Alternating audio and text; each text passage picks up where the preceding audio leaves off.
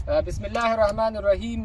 ګرانو کتونکو، نن ورځ یو ځل بیا تاسو ته د ننګرهار ولایت نه د مالټو یو تجارتي باغ چې هغه د څاڅکو اوبخور په سیستم باندې سمبال دی دا در پیژنو او د دې سیستم دغه ګټې دا تاسو ته معرفي کوو. دغه باغ چې دی په 100 جریبه ځمکه کې جوړ شوی دی او د ټول باغ دپاره صرف 2 کویان دي، یعنې د 2 کویانو نه 100 جریبه ځمکه هم د 100 جریبه د مالټو باغ ته نه اوبه کیږي او هم په منځ کې چې کوم فصل کرل کیږي دا دواړه چې د څاڅکو د اوبخور په سیستم باندې اوبه کیږي. د دواړو کویانو پایپونه راغلي دي د مرکزي سیستم سره وصل شوي دي. مرکزي سیستم کې د سرې د ورکړې سیستم دی، د فلټر سیستم دی، د دې نه اوبه تیریږي او دغه باغ چې دی په 4 زونونو باندې ویشل شوی دی. هر زون چې دی جلا جلا اوبه کیږي، یعنې په یو ځل باندې موږ کولی شو چې 25 جریبه باغ او 25 جریبه د هندوانې فصل اوبه کړو.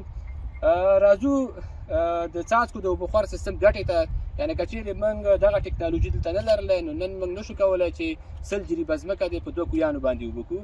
خو الحمدلله د دې ټکنالوژي په برکت سره موږ کولی شو چې دغه 100 جریبه هم باغ اوبه کړو او هم د دې په منځ کې چې کوم فصل کرل کیږي هغه د همدې 2 کویانو نه اوبه کړو. د دې سیستم ډېرې زیاتې ګټې دي چې اوله ګټه یې همدا ده چې د کمې اوبو نه موږ کولی شو چې زیاته ځمکه خوړه اوبه کړو، لکه دا د هغه د اوبو د سپما برخه یې ده. همدارنګه د سرې د ورکړې سیستم دی په دې کې، یعنې موږ دې ته اړتیا نه لرو چې هر بوټي پسې جلا جلا ورشو او هغې ته سره ورکړو. ټوله سره محاسبه کیږي د باغ دپاره، دلته ورته حل کیږي په دې مرکزي سیستم کې او د دې لارې نه هر بوټي ته په خپل مقدار باندې سره رسیږي.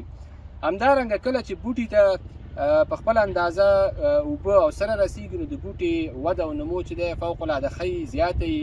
یعنې د دې سیستم په ذریعه یوازې دا نه چې موږ بوټي ته اوبه رسوو بلکې اوبه په کنټرول سره رسوو چې څومره اوبه هغه بوټی په کوم موسم کې ضرورت لري په همغه اندازه اوبه بوټي ته رسیږي.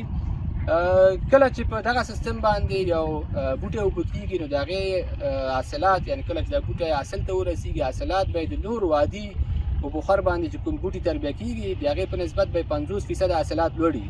د مثال په ډول که چیرې د مالټې یو عادي بوټی چې هغه په عادي اوبخور باندې اوبه کیږي او یو بوټی چې هغه په ډریپ سیستم باندې اوبه کیږي، که چیرې هغه عادي اوبخور باندې هغه 100 کیلو حاصل کوي نو دغه په ډریپ سیستم باندې چې کوم بوټی اوبه کیږي دا به 1.5 کیلو پورې حاصل کوي. وجه یې دا ده چې په ډریپ سیستم کې ځمکه نه کلکېږي، یعنې کومه څاڅکي چې د ډریپرو نه وځي دا د ځمکې د کلکېدو باعث نه ګرځي. یعنې همیش دپاره کومه پشته باندې چې بوټي کرل شوي دا نرمه ساتل کیږي. نو کله چې پشته نرمه وي دلته بوټی چې دی زیاتې ریښې تولیدوي. کله چې یو بوټي زیاتې ریښې تولید کړي نو طبیعي ده چې دا زیات خوراک کولی شي، یعنې څومره سره اوبه چې دې بوټي ته ورکول کېږي دا نه ضایع کېږي، ټوله دغه بوټی چې دی په مصرف رسوي. نو کله چې دې بوټي غذایي مواد صحیح واخیستله، اوبه یې صحیح واخیستلې نو دا طبیعي ده چې خپلې وده ته ادامه ورکوي، ښه وده کوي، ښه صحتمنده وده کوي او همدغسې ښه ګل کوي او ښه میوه نیسي. او بل د دې سره د باغ مدیریت چې دی دا ډېر زیات اسانه وي. که چیرې دومره ساحه موږ او تاسې وګورو د دې ټولې ساحې د 100 جریبې ځمکې د دې د باغ اوبه کول او د دې ځمکې د انټرکراپ یا دغه هندوانې چې پکې کرل شوي دي دې اوبه کول دا ډېر زیات مصرف او ډېر زیات پرسونل ته ضرورت لري. خو دلته اوس که چیرې دې سیستم کې تاسو وګورئ صرف یو څو والونه دي، یو 4 واله دي. دغه 4 والونو بندولو او خلاصولو په ذریعه ته کولی شي چې ټول باغ خړوب کړي.